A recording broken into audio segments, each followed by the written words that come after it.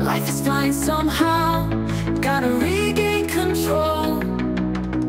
City lights are shining in the night they call. Berpacu dengan waktu sedang dirasakan oleh seluruh bagian dari skuad Garuda saat ini.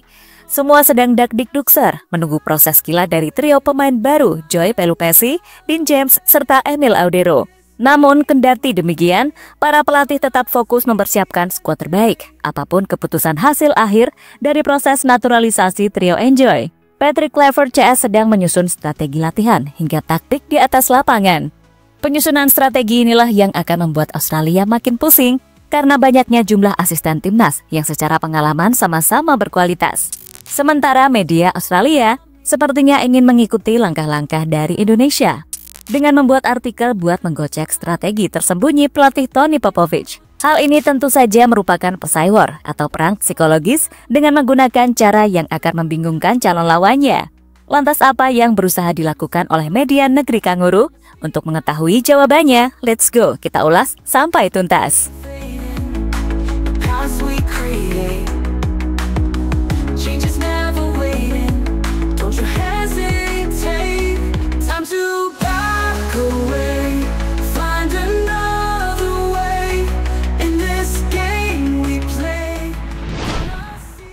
Datang di saat kondisi sedang bagus-bagusnya, Patrick Kluivert bersama tim kepelatihan baru punya tantangan begitu sulit.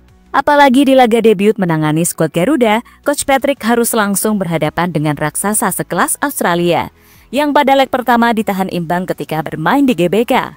Apalagi persaingan memperebutkan posisi runner-up harus diperjuangkan dengan cara melewati batas kemampuan Australia.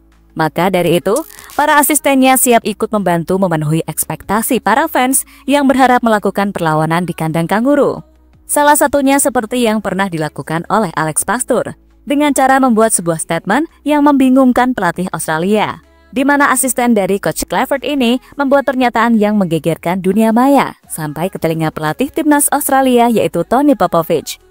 Kala itu, Pastur menyatakan dirinya juga bisa mengenakan formasi 9-0-1 saat menghadapi Australia. Formasi di mana tim terlihat seperti full bertahan dengan 9 back dan hal ini bertentangan dengan taktik menyerang Patrick Kluivert.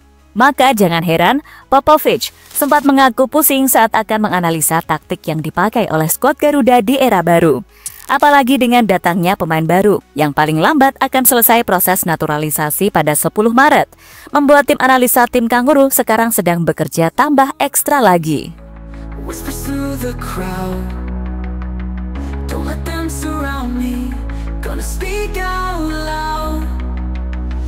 Past mistakes are fading, new paths we create. Change is never waiting. Nah, pesai war dengan cara membingungkan lawan ini ternyata membuat Australia geram juga. Lama-lama, mereka berpikir untuk membuat kebingungan di kubu timnas Indonesia, yang notabene adalah skuad dengan pelatih baru. Namun kali ini, Australia mulai mengambil peluang menggocek strategi terselubung dengan memanfaatkan para pemain yang cedera. Ya, diketahui, hingga saat ini korban cedera di skuad utama timnas Australia terus bertambah, sampai ke pemain-pemain pelapis ikut terkena badai. Hal ini membuat sang pelatih Tony Popovic harus memutar otak lebih dalam lagi. Susunan pemain The Socceroos akan menjadi rumit jika keadaannya tetap begini. Namun media ternama Australia, The Roar, seakan memberikan saran kepada Popovic untuk line up pemain. Media tersebut memberikan saran dalam menyusun starting line up terbaik skuad asuhan Tony Popovic di kala sedang genting, dengan formasi 4-2-3-1. Menurut The Roar, di posisi penjaga gawang, Paul Izzo dinilai sebagai sosok yang tepat untuk mengamankan jaring gawang dari bola, menggantikan posisi kiper utama Matthew Ryan, serta kiper kedua Joe Gucci yang sama-sama cedera.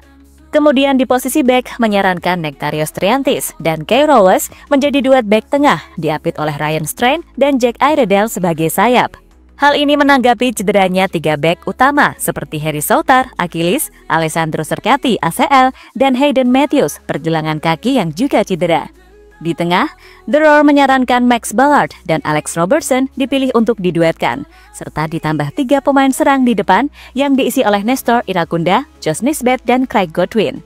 Dan terakhir, Mo Toure diyakini menjadi sosok yang tepat untuk mengisi posisi ujung tombak Socceroos oleh The Roar.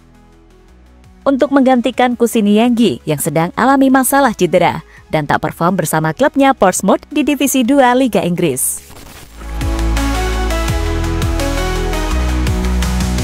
Voices all around me, whispers through the crowd. Don't let them surround me, gonna speak out loud. Past mistakes are fading, new paths we create. Ya, saran dari media sekelas The Roar memang sangat meyakinkan dengan berbagai alasan yang masuk akal. Apalagi telah dikonfirmasi jika pemain Australia yang terkena cedera mencapai 11 orang. Namun mau bagaimanapun, Mimin memandang kalau ini cuma jebakan.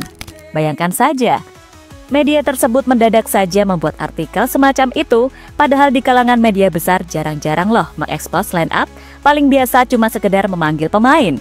Dan perlu diingat bahwasanya nggak semua pemain Australia yang cedera itu bakal sembuh dalam waktu yang lama. Seperti Kusinienggi, ternyata laporan menyebut sudah pulih kembali loh. Dirinya akhirnya bisa membela Portsmouth di pekan ke-35 Champions saat menghadapi Luton Town. Yenggi masuk dari bangku cadangan pada menit ke-63 untuk Portsmouth setelah 3 bulan lebih vakum akibat cedera. Secara performa, Kusinienggi memang masih belum kembali 100%, ia butuh adaptasi lagi. Namun kita nggak tahu apakah Popovich bakal menurunkannya sebagai starter di matchday Maret menghadapi Indonesia. Sebab, jika diulik lebih lanjut, Kusinienggi merupakan ujung tombak andalan Popovich yang telah berkontribusi 6 gol dari 8 laga di kualifikasi Piala Dunia 2026. Find another way in this game we play. Gonna seize the day.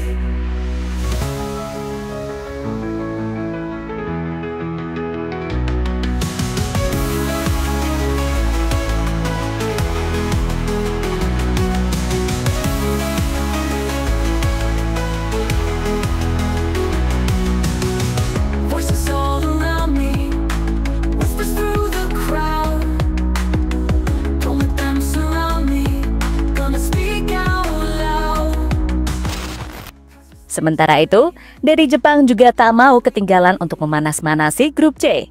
Tim asuhan Hajime Moriyasu yang sudah dipastikan lolos ke Piala Dunia seakan selalu merendah kepada lawan-lawannya, termasuk dengan Indonesia.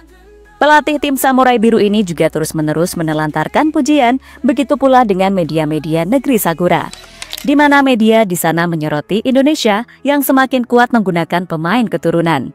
Sehingga timnas Indonesia diprediksi bakal jadi ancaman Jepang sebagai negara terkuat di Asia.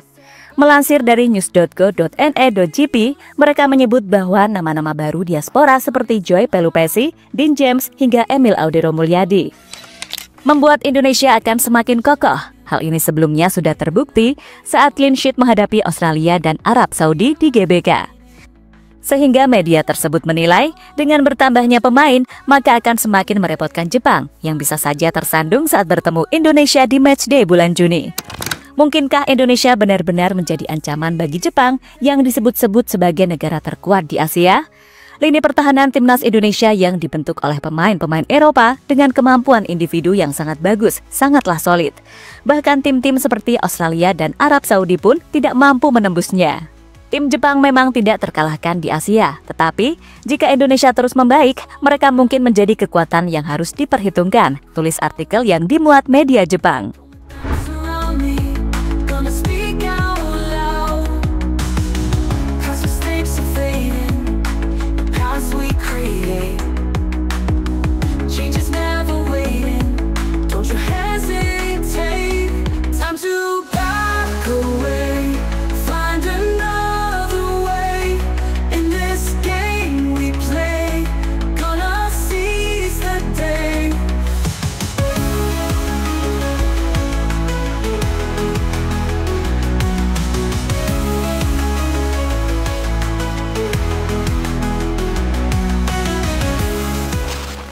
Jadi, terlepas dari apapun, sejatinya kita nggak boleh terlena dengan pujian ataupun bocoran dari media lawan yang sebenarnya bersifat memancing psikologi saja.